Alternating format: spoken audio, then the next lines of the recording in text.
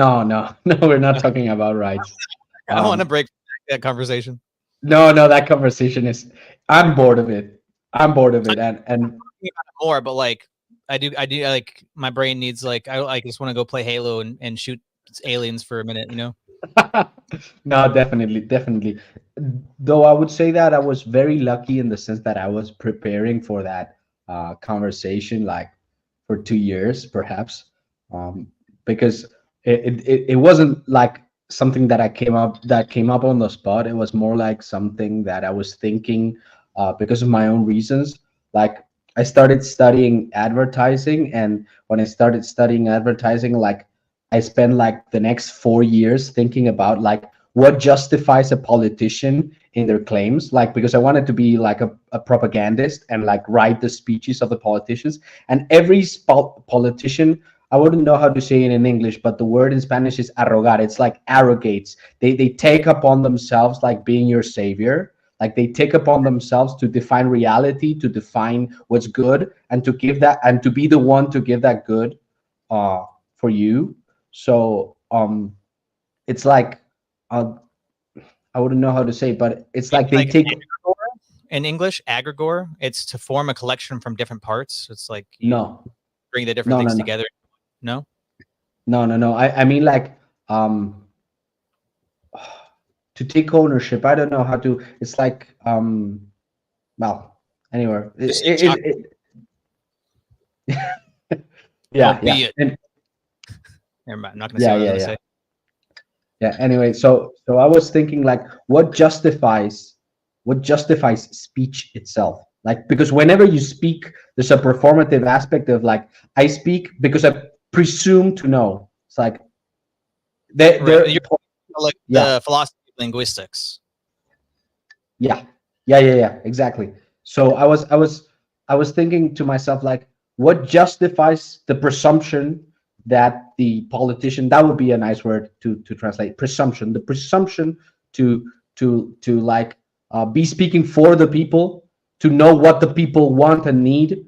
Like there's a claim that a politician makes, which is like I'm representing the people, right? And that line of thinking led me to like really like deep philosophical questions, to the point where the question about rights like comes from, let's say, the question of authority.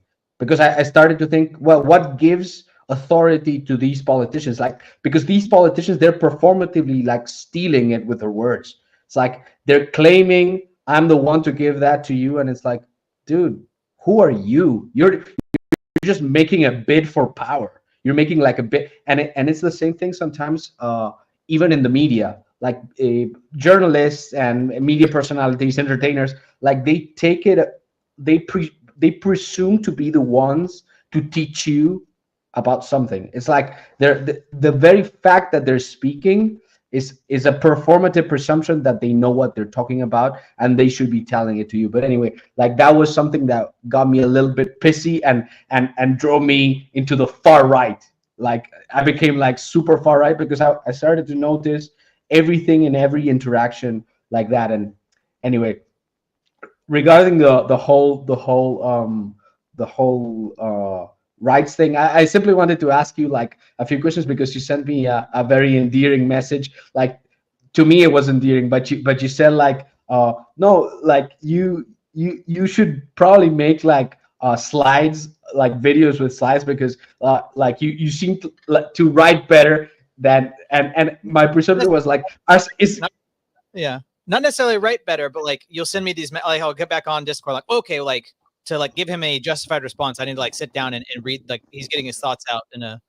I I, I was saying that like maybe like look to David Airhon and his slides, his presentation form of he clearly like gathers his thoughts. He tries to like condense them into a solidified form, and then he talks over the slides. I thought that I was just saying maybe that would be a good um, form for you to attempt to see if that gels with your style. that was super generous on your part, but in the back of my mind I was thinking, does he say, is he saying that I sound like a retard when I speak, like I'm saying, and even like Jim Bob said this like the other day, like yesterday, Like I'm not gonna have another conversation with Ivan about rights. Like he sends me like a novel I have to read. It's like, well, yeah, he clearly cares about this. He's able to get his thoughts out on the page. If you're able to get your thoughts out, like I haven't had anybody else like give actual thoughts on the page. I mean, a lot of times like I'll get like an atheist give me like 4 paragraphs and it's just like complete vomit, but yours is actually thought out. So I was just thinking maybe that, you know, adding like a creative writing aspect to it and a little bit of like pre-production would be something that your skills would lend to.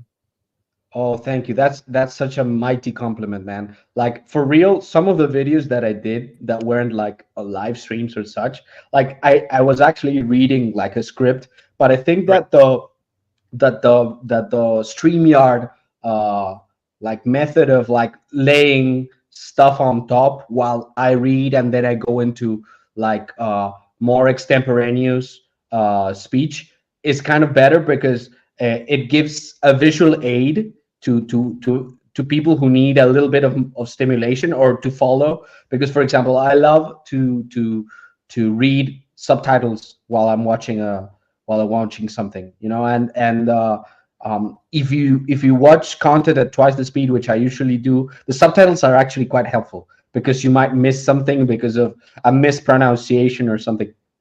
And like I take that that opinion super seriously. I also wanted to ask you, like, did you watch the video that I made, or did you just read what I wrote? Because I afterwards made a video. I don't think and like you tagged me in the Crucible and Jim Bob. I haven't gotten around to watching that. Okay. Yeah, it's not to shame you. It's simply to know like where you got your perspective to tell me that I'm good at writing. Because like if you had seen the video, it would have meant like something else actually. And thank you for sharing that. No, I haven't watched that, and I haven't watched your discussion with Nadim. I took a break. Right, I'm like this. Like I just need to get my. I watched a bunch of different. I was on the road a lot yesterday, like 5 hours, and listened to Joe Rogan for the first time in years. You know, I always think of him as like a complete midwit because he like believes in really dumb stuff. He's like, what the Christianity? Like they did a lot of Crusade. They're really bad. Like just like really low tier takes, but like, and I don't think he's a dumb. It's just he has dumb beliefs. Like it's like whenever it comes to religion specifically. But I mean, he seems he's pretty sharp. He's able to connect different threads. Yeah, no, he doesn't have like a low IQ. The problem is like he has like super low IQ habits. Like Right. He devotes his life to stupid shit like doing drugs. So Right. like it's but I think that's kind of his role in the sense that who else would be able to summon such a big community around him? Like Right. Yeah. A lot of people are like right in the middle of the bell curve, you know, like the people that don't think deeply about all this stuff that are right where he is. And they're like, well, that's how I think. yeah, and also like the dude has a lot of very disparate interests. Like he likes sports, he invites scientists all the time.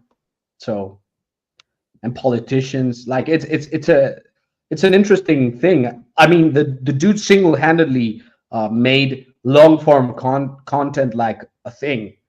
Before that, no one dared to make like 2 hours, 3 hour podcasts that I know of. One of the first podcasts I listened to was called The Drunk Tank by Rooster Teeth. Let me see when that came out. That was a long time ago. Drunk Tank 2008 is when that first started. Dude, when did they were pioneers? Yeah, I mean that was like they were coming out with an hour and a half, 2 hour long episodes. Joe Rogan Experience. When that start? That started in. Okay, that didn't tell me. When did that start? 2009. It was a year earlier than Joe Rogan. Yeah, wow, that's really something. I wanted to ask you another question. These are all like narcissistic, self-obsessed questions, but did you find the argument convincing? Of the specific one I responded to about men and women, like a husband and wife. No, the one I typed out about rights and like, did you find that? I'd have to go through it and make sure I'm actually am Because responding to it. because I don't think you did respond to it, but it doesn't matter. Yeah, it was one of those like I went through it. I don't think I didn't type out a response because I hadn't like processed enough to give a response. Yeah, I know you said you read the word right in the Bible. And I like I'd have to go through the actual text and see if it's because like well Manuel made a good comment. He's like, I can't wait to see my friends on the internet argue about the word concept fallacy. Because we might be agreeing on something that one of us calls a right and the other one calls a duty or whatever. We might be agreeing on the same thing. We just might be. I know Mano Elia is like, semantics are important. It's really, it is a cope. A lot of times when people say it's a semantic argument, but if we're talking about the same concept using different words, then we are actually talking past each other. Yeah. Well, yeah. A question would be, for example, from my perspective, would be like, do you consider duties to be, let's say, energies of God? Do I think duties are energies of God? Yeah. Can you lay that? Because I don't know. Like, I'm trying to think of putting my framework, putting that into the framework. Because I would say like duties are something that we as Christians that have submitted ourselves to God and His church have willingly taken on, like commitments that we have put ourselves under the yoke of. But are duties Okay, then the energy of God? This seems like a David Earhart question of the logos and the logi kind of stuff. yeah, exactly. Because the reason, the inspiration for that argument was actually a quote by Saint Maximus that I read. And I admit it, I haven't read Saint Maximus fully. I know bits and pieces, but like the quote that I read that was fantastic was from Ambiguum 7. Like I'm gonna read it to you, and like it's a beautiful quote in the sense of not only like being super clear, but also like it expresses beautifully the way in which human beings participate in God in a way that I hadn't thought of before. This is, if someone is moved according to the Logos, he will come to be in God, in whom the Logos of his being pre-exists and is his beginning and case. Furthermore, if he is moved by desire, wants to attain nothing more than his own beginning, he does not move away from God, rather by constant straining toward God. He becomes God and is called a portion of God because he has become fit to participate in God. He ascends to the Logos by whom he was created and in whom all things will ultimately be restored. The Logo of all things known by God before their creation are securely fixed in God. They are in him who is the truth of all things. So I'm gonna also share my screen because perhaps you want to also like read it along or whatever for those who oh shit, I cannot find it. Like I wanted to share like Discord on StreamYards, but somehow like for some reason it doesn't. Yeah, it gets like weird. the app open up in a browser or share your whole screen. Yeah. So anyway, you understood what I said. Like, but I'm gonna dumb it down for those who couldn't follow along with Saint Maximus, like being read in again in a translated language for a modern audience. Like basically, this means that your being is a part of God, that a part of the Almighty Lord holds you in itself, that you are inextricably tied with God, that you're already a part of God. So this isn't just like creation meeting with the creator. This is the creator having within himself the purpose of your being as a part of himself, not as a created thing. So basically, this means that you're already a part of God, whether you want to or not. And like this idea to me, not only I thought it was super beautiful, but it also shows how like God's creation is already within his own being in its proper sense. Like God's justice is an energy of God, right? So if God's justice is an energy of God, the particular way in which a society is just is also within God. And that particular way, it's like Right. the image of a family that is well adjusted, that is saintly, that is loving, is already within God. So like that implies that the duties, to me, that's my perspective, the duties and the rights, the way in which that family relates is already within God. So like that's why I ask whether duties in your view are part of God's energies, in the same way that justice is a part of God's energies. Like in the same way that the whole being of the saints, the whole being of a saintly family is within God. The same way that a saintly society, that the church is within God. I'd have to think about it more to like give you a direct affirmative of saying that duties are an energy of God. My immediate thought would be to say that duties are a form of synergy in which we participate in the life of the church, in the life of our family, in the life of God.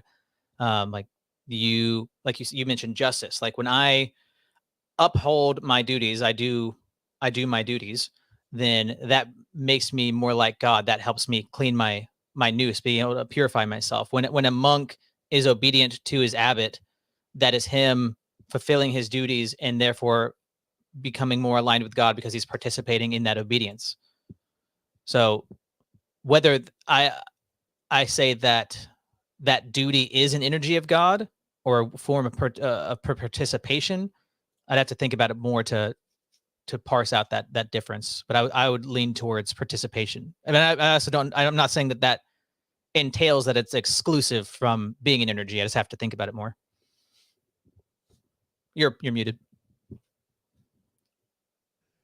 Yeah, definitely. I completely agree. It's a difficult question, but like I simply ask it because something within me tells me, and it is I can be wrong. I can be wrong about it, but something within me tells me that that is beautiful, and that is actually the way in which like we are already contained within God. Like because Right. like God, if I understood the Saint Maximus quote correctly, your purified being is already your sanctified being is already within God. So and that also helps you understand it in a sense, the way in which the church is the body of Christ, the way in which, let's say, creation itself participates in the divine life. And I think it gives a more of a granular image of the way in which, let's say, Orthodox theology is fundamentally different from, let's say, Catholic or Protestant theology, because like there, if that is the case, um, then the kingdom of God is really among us. Like the kingdom of God is really, let's say, able to be discerned in through the saints that are already living. So and I think that's kind of like an issue that a lot of Protestants have, in the sense that like they treat, let's say, that as kind of like So I mean, uh sorry, go on. go I want ahead. to. I have a couple. I have a couple thoughts. Like it's kind of like Protestants sometimes they think that sainthood is kind of impossible in this realm. Right. Like it would be nice, but it's not really possible for us. Like that's kind of like the logic. Yeah. Glorification happens after death. Yeah. Yeah, you had But thoughts. oh yeah. So I mean, relating Maximus to kind of more accessible Orthodox phronema. I mean, I think in like a way that we commonly use in our prayers and liturgy or something. So like to help tie it together is what I'm saying. Um, it sounds a lot like the Holy Spirit is ever present, fills all things, and also this potential or this our perfected form. I mean, to me, that would be everyone is an image bearer, but we've lost the likeness and the duty, especially once you've been grafted into Christ, is to acquire the likeness, and that is through all those duties, through the participation. So, um, whether we want to use like a language of rights to do that, I mean, to me, I think we would agree that it's not the Enlightenment conception of rights, but it'd be have to be some Orthodox phronema. But I'm sure there are ways in which we could talk about rights. It would just be a conflation of people, especially in the West, having the concept fallacy of they're interpreting it through their Western lens of Enlightenment rights, but we wouldn't be using those same words, or we wouldn't be using the same concept if we're using the same word. Completely agreed. Yeah, so it's kind of a weird situation in the sense that one thing that set apart for me the Orthodox from, let's say, the rest was that they had a very intuitive grasp on the performative aspect that I was mentioning about presumptions. Like, Yeah. even and that's kind of like it's a paradigm shift that implies a practical knowledge of metacognition, because it's not that someone can just walk up to you, speak something, and it's like, oh, this is correct or this is wrong. It's like you're already like thinking, why is this person like walking up to me? Like, is this appropriate? Is this a proper way of? And that's kind of very different from the whole like modernist Enlightenment idea of let's say taking things at word, taking concepts and phrases at the let's say conceptual level, at the, how would you call it, the propositional level, as if what was said was more important than the context in which it was said, or how it was said, you know. And it's like, dude, why was said, I'm sorry, or what vantage point it was said from. Yeah. So it's like I feel like there's a lot of obscurity, ironically, in the Enlightenment thought, in the sense of like blurring the lines of what's appropriate and presuppose. So there's like an inherent liberalism, and by this I mean liberalism not in the drive to liberate yourself, but in rather presupposing yourself as atoms like floating in space with no structure, and like structure being, let's say, something that is kind of formed post hoc. So it sets up a chaotic situation that is systematically abused by, for example, politicians who just want to say, oh, people need me to fill in this void, to give them structure, so I'm going to be the one to give them structure. And then you get like the corruption of like these wizards, in a sense, who are just using words just to gain power, and and the manipulation that it implies. And they see people who perhaps look for tradition as a way to, let's say, improve their capacity to interpret reality, as a suspect or as weak, or something like that. And I would say, no, the individualism that is inherently presupposed in the rationalistic propositional Enlightenment is weak, is not only weaker, but it's also full of pride, and it's ignorant as well. It's ignorant and rootless, and and that's why these atheists like are always like ripped apart when they come against like a properly grounded Orthodox. It's like, well, yeah, they're so used to, like, this is, I always talk about like the rock paper scissors of like atheist, Protestant, and Roman Catholic, because they all have a Roman Catholics split from the Orthodox, the Protestants split from the Roman Catholics, the atheists split from the Protestants. I think properly understood, I think there's a good argument to be made that atheism is essentially just a Protestant denomination. Like the Protestants said, we're going to protest against these things, and the atheists said, we're just going to add one more thing to our protest.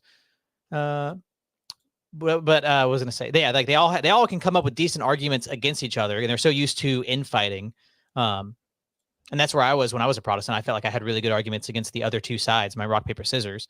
But when I reached Orthodox, it was just like somebody from the outside just sniping you, and you're like it's like you're being stepped on by even just like a little kid. Like you have no conception of like what I thought I was the gladiator in the ring.